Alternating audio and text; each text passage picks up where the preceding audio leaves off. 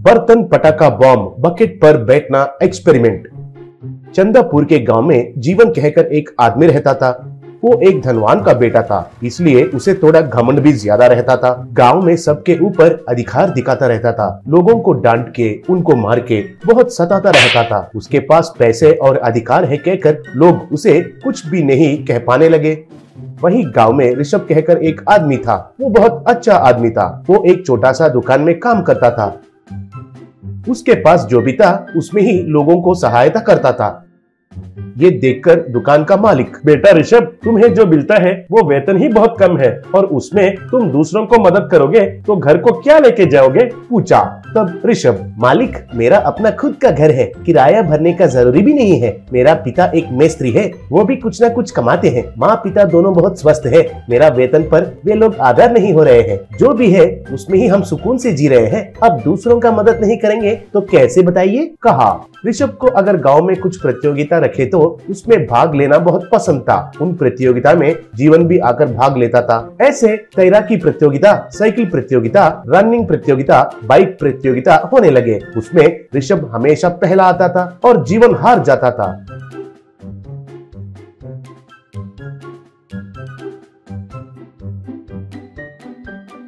Cup Rishabh को देते समय जीवन ईर्ष्या से बहुत जलता था। बाद में बेकार में ऋषभ से लड़ाई करता था। हे ऋषभ, तुम्हें और कुछ काम काज नहीं है क्या? हर प्रतियोगिता में बेकार में भाग क्यों लेते हो? हर किसी में तुम जीतकर बाद में हीरो जैसे फील होते हो, कहा। तब ऋषभ, देखो जीवन, मुझे प्रतियोगिता में भाग लेना बहुत पसंद है, इसलिए मैं भाग लेता हूँ। मैं इनमें जीतकर हीरो जैसा कोई फील नहीं हो रहा हूँ, लेकिन तुम जब भी हार जाते हो तो विलन जैसे फील होकर ईर्ष्या से बहुत जलते रहते हो। पहले वो सब छोड़ दो, जिंदगी में आगे बढ़ोगे, कहा। तब जीवन, मुझे ही विलन कहते हो, कहकर ऋषभ को पकड़कर मारा। तब ऋषभ को गुस्सा आया था, लेकिन कुछ भी नहीं कहा था।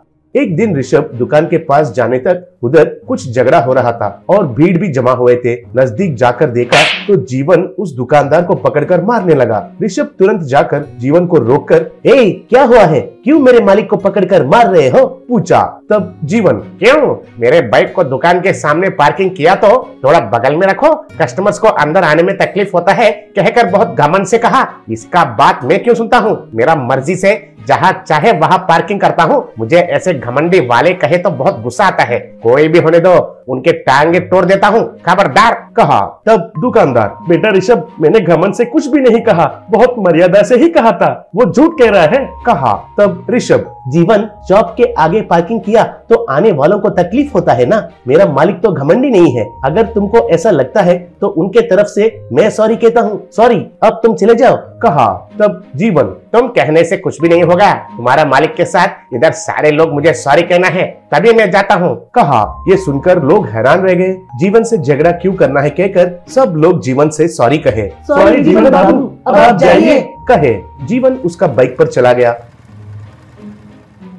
तब एक गांव वाला, ये क्या है, इस आदमी का अराजकता हर रोज बढ़ता जा रहा है। वो गलती करके बेचारे उनको मार के हमसे भी सॉरी कहलाता है, उसे सही सबक सिखाना पड़ेगा, कहा। तब एक औरत, हाँ, परसों मैं और मेरे पति स्कूटर पे जब जा रहे थे तब वो खुद आकर हमसे टकराया और हमें नीचे गिराकर उल्टा गलती हमारी है कह के मेरे पति को मारा। छिछी, ऐसे बदतमीज आदमी को मैंने कहीं नहीं देखा, बोली। तब दुकानदार, हाँ, उसे सबक नहीं सिखाएंगे तो उसका हरकतें ज्यादा हो जाएंगे। ऋषभ, अगले महीना दिवाली का त्योहार आने वाला है। उस दिन तुम ऋषभ के साथ पटाखे का प्रतियोगिता लगाओ, उसमें उसे हार जाना ही नहीं, उसे बहुत चोट भी लगना चाहिए, कहा। तब ऋषभ, अच्छा विचार है, उसे बुद्धि आने के लिए मेरे पास एक जबरदस्त आइडिया है, कहा। दिवाली से एक दिन पहले ऑटो में बैठकर ऋषभ घोषणा करते हुए जा रहा था। ऐसे वो जीवन के घर के पास जाकर उसे सुनाई दिया जैसा जोर से घोषणा करने लगा। सुनिए सुनिए सुनिए, सब लोग गौर से सुनिए,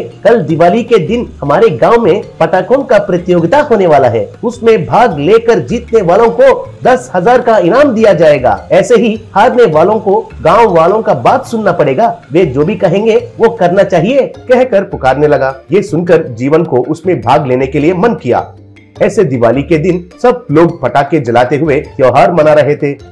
जीवन और ऋषभ भी उस प्रतियोगिता में भाग लिए। तब गांव का मुखिया, रेडी, 1 2 3 कहते ही दो युवक आगे आकर उनके सर पर फूल जड़ी जलाए। वे कहकर जल गए। बाद में दोनों को बड़े बड़े सुतली बॉम्ब्स देकर जलाने के लिए कहे। वे उनको जलाकर दूर फेंक दिए। वे जोर से फट गए। बाद में दो बड़े बड़े बॉम्ब्स को लगाकर उन पर बकेट्स लगाए।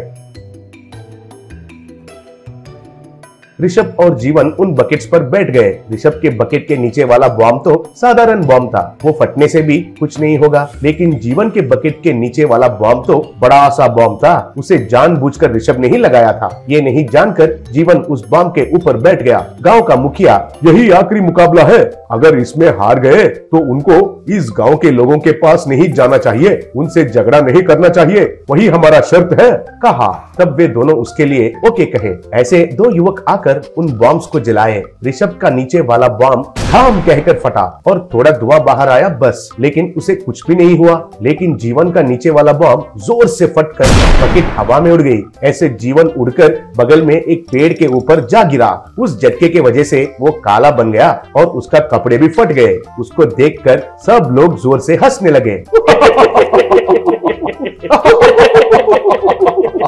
तब से लेकर जीवन लोगों के पास जाना ही बंद कर दिया।